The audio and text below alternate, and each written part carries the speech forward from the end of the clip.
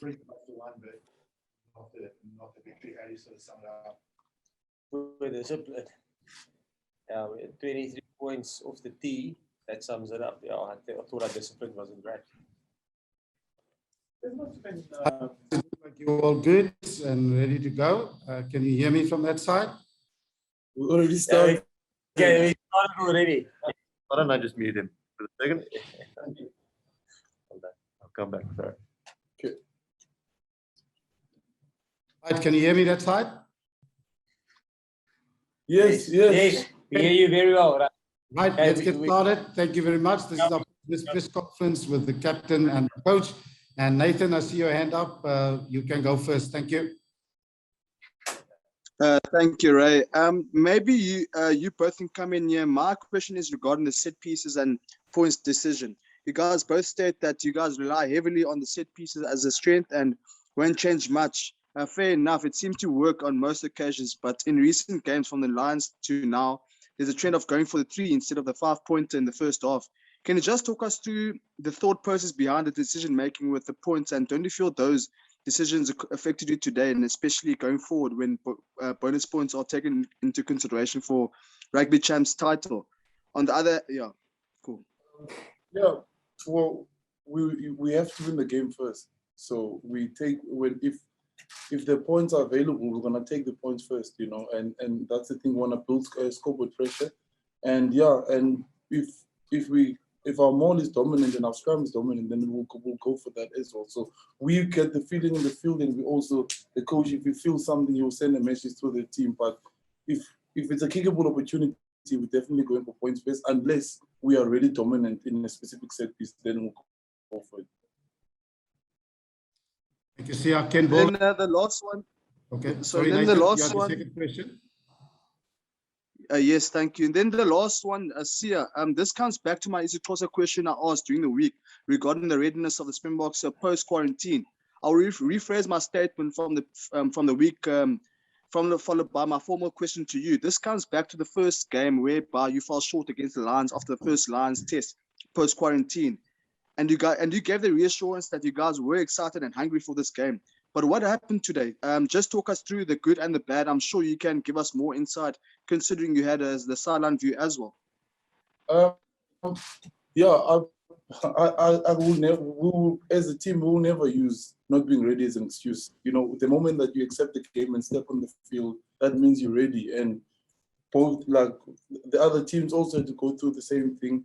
And we trained hard this week. I thought we prepared well on the field. Jacques said it. Our discipline wasn't up to standard. Australia took the opportunities. The kicking game, they escorted well. We couldn't get to the poles in the air, and yeah, I thought they played well, and it's a hard place to come and win.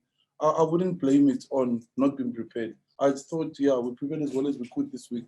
It's just the fact that on the day we didn't implement what we wanted to implement. Their plan was better than ours at certain places. Right, thank you, Ken Boland. Thanks, Rayan. Hardlines, Jacques and Sia. You've touched on the discipline, and there were also a lot of basic errors. It was obviously an unfocused performance, if you like. In a week where you guys were released from your bubbles and also playing in front of a crowd for the first time, do you think maybe those two things maybe contributed a bit to not the most focused performance by the Springboks? I don't think the crowd. It was lovely to play in front of a crowd, and that's what you want to do as a rugby player. You want to play and entertain people and be in front of a crowd. I think Ken, to go and scratch for, we scored 3 tries to 1. We gave them 23 points off the tee, and that's the reason why we lost. I thought we made a couple of errors. I thought the first 20 minutes we were quite dominant, and we had we probably had control of the game. But then in the last 20, we lost control of the game, and obviously they got a little bit of a lead on us. And then I thought we did brilliantly to get back into the game. And and we lost it in the 82nd minute. And again, discipline. We lost it because we conceded a penalty. So yeah, and like Sia said, I thought they played well. I thought Australia played well. They deserved to win. Thank you, Jacques. Thank you, Ken. Right, I acknowledge Percy and Lloyd and Craig, and we'll try and get you through this 10 minutes. If not, then we'll have another bite in the next 10 minutes from our mix zone. But let's go over to Lloyd Bernard in Cape Town. Lloyd. Thanks, Ray. How's it, Jacques and Sia, and hard lines today? Jacques, I suppose, standards are obviously very high with the World Championship team and a British Lions Series winning team. From your side, is there value in saying much more than, was it just a bad day at the office? Can you say that even a World Cup winning team will have a bad day at the office? How much do you read into a result in a performance like this? Yeah, no, Lloyd, I don't think we were great today. I thought, and when I say that, I don't want to take anything away from Australia. I just thought we were a little bit off our game, and especially from a discipline point of view. We created opportunities. Sabu was over the try line. I thought Lukanya was over the try line. We scored 3 tries, so there was opportunities for us to maybe get 2 more tries, and we didn't finish. So I don't think it was a polished performance. So we will have to fix those things, and especially look at our discipline. Thank you, Jacques. We'll probably fit in 2 more questions, and then we will start with our next section. And we say good evening to Craig Ray. Hi, good evening, Ray. Hi, Jacques and Sia. Jacques, did the Wallabies maybe surprise you a little bit with their very conservative game plan today? There was a lot of expectation they would play slightly differently, and they almost played a Springbok-like performance in many ways. Did that catch you off guard slightly? No, Craig. We look. They are a quality side with good coaches that will prepare well, and I think they can mix it up. They can, if they want to play expansive game, they can play expansive game. If they want to play a conservative kicking game like tonight, they can play a conservative kicking game. So yeah, we were ready for both in terms of whatever they threw at us. And like I say, I thought we adapted well when they went to a kicking game, except we couldn't adapt to the referees and to the ARs in terms of our discipline. That's disappointing. We knew we had to be crystal clear in terms of our discipline. It's a tough place to win, and if you give Australia opportunity, quite opportunity to get points off the tee. He's an accurate goal kicker, and yeah, that's a disappointing part. But no, we were. If you look at the test match they played against New Zealand, the last one in Perth, they also went with a contestable kicking game of 9. So it was something that they started doing even back then. Thanks. Thank you for this section. Our last question will go to Tim Vincom. Thank you, Brian. Hey, Jacques here. Jacques, just want to ask about sort of the substitution decisions near the end of the game, obviously taking off your 2 key playmakers in Faf and Handre. What's sort of the thinking behind, moving these 2 players off the field and bringing on guys with sort of a less experience and obviously a pretty tight contest at the end? Yeah. Tom, the key thing there is for us, we felt we needed energy, and that's why we go to our bench. If we feel we were at that stage when we started making the subs, we were trying to get back into the game. We were trailing, so we felt, and we're confident in our bench. And again, you want to build. We've got a couple of strategic goals, but building squad depth is one of them.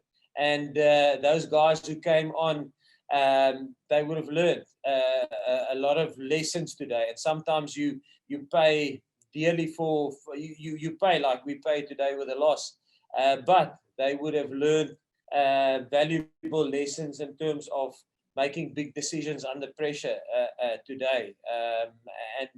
Yeah, we've got full confidence in our squad, in our whole squad. You know, we even the guys, the 19 guys who weren't playing today.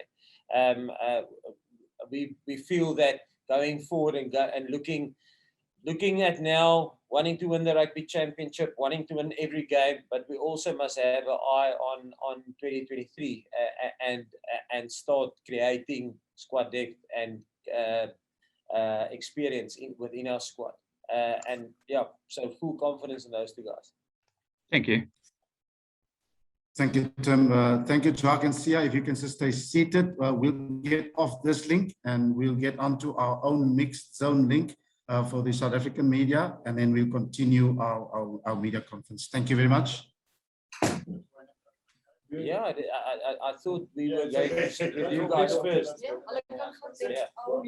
What makes it so difficult for South Africa to win in Southeast Queensland here? Is it something to do with the humidity, or what is the?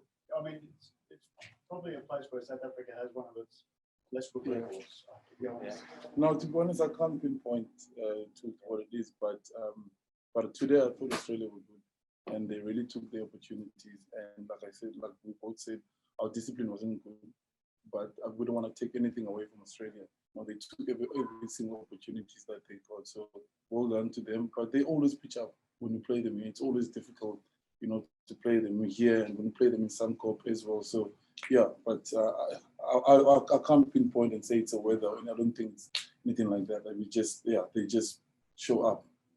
And the yellow cards, there was a lot. Yeah, that's a discipline, you know. But both sides, you know, it's something that we rarely get yellow cards. I mean, to get 2 in one day, you know, that's obviously disappointed with that. And yeah, we know what we need to fix going next week. We're gonna go and watch the game tomorrow because we've got a short week, and we're gonna go again next week. And what about, I mean, there was a bit of execution at the end of scoring opportunities, which won Array twice. But what about the goal kicking tonight? What was normally South Africa so polished and accurate with the goal kicking? Story there. No, I mean we all have days, you know, in everything. It could be the throw one day, or it could be me ripping and knocking on the ball. So yeah, it just not our day today. It's as simple as that. I don't think there's anything deeper than that. Yeah, and obviously Quaid was very good today, which, you know, 23 points he got off the King game. So yeah, I don't think there's anything deeper than it just wasn't a day for the kicking. Yeah, I don't think a kicker goes out to miss a kick. And in fairness, Andre was quite good in the warm up. I'm kicking back for you, so he was solid and striking upright. I mean, on the other day that goes a foot left and it's over, and even the long distance one in the first half that he missed. I mean, that ball stayed a little bit, but it's ifs and buts and stuff. But nobody goes out to make an error. It's just, it is what it is. Coach, you're saying that you guys didn't adapt to the ref. Do you think was he blowing the whistle too much? Were all his decisions right, or do you think there was a couple of 50-50 calls that I went against you? No. I thought Luke was solid in terms of. I mean, they've got a good process in terms of how they process stuff. We will have to go and have a look and see. Listen, almost have a look and have a proper assessment, because obviously, if our discipline is poor, how do you sort it out? If it's a habitual criminal, if I can put it like that, player, you just don't select him, because one of our big selection, the second thing that we look at is discipline. You can't in an international game. We feel if you go beyond 10 penalties in a game, it will be a grind to win that game. So we must have a look, like Sia said, we will have to go and have a look at the game tomorrow.